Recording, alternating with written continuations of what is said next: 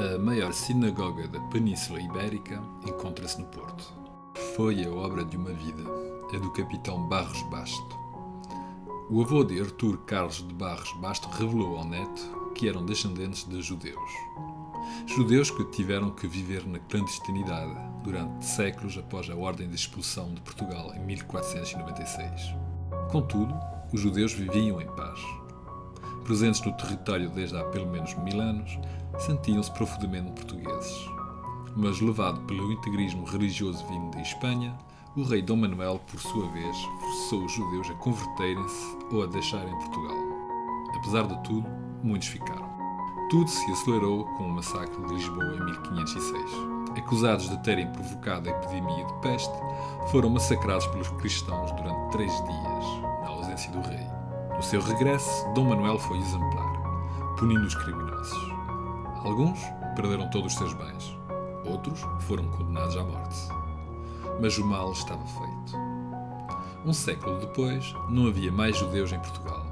Os descendentes dispersaram-se para onde estariam em segurança.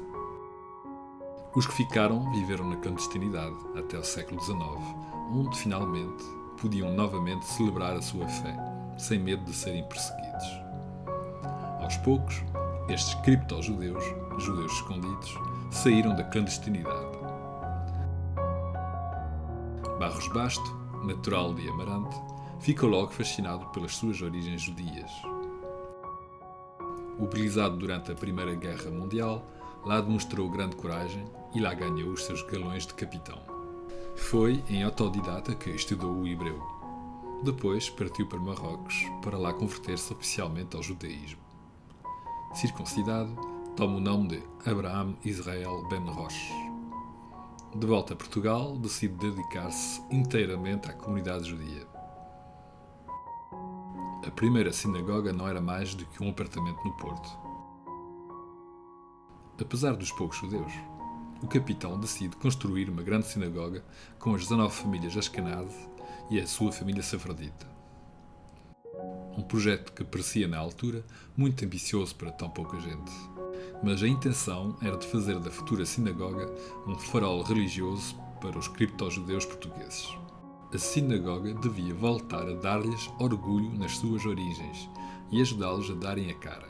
A primeira pedra foi colocada em 1929, mas por falta de dinheiro, a sua construção foi adiada.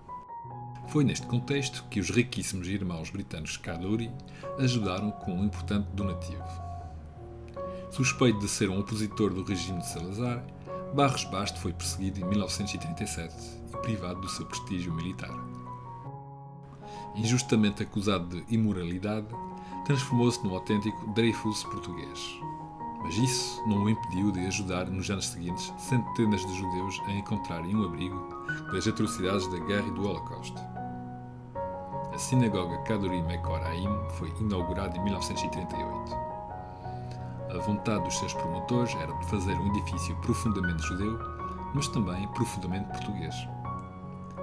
Foi naturalmente que se utilizou 20.000 azulejos pintados à mão para embelezar a sinagoga.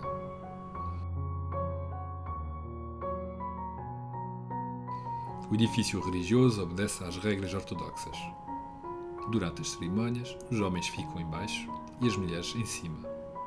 A comunidade do Porto, feliz por ter o seu ponto de encontro, atravessou momentos complicados, por vezes irónicos, durante a Segunda Guerra Mundial.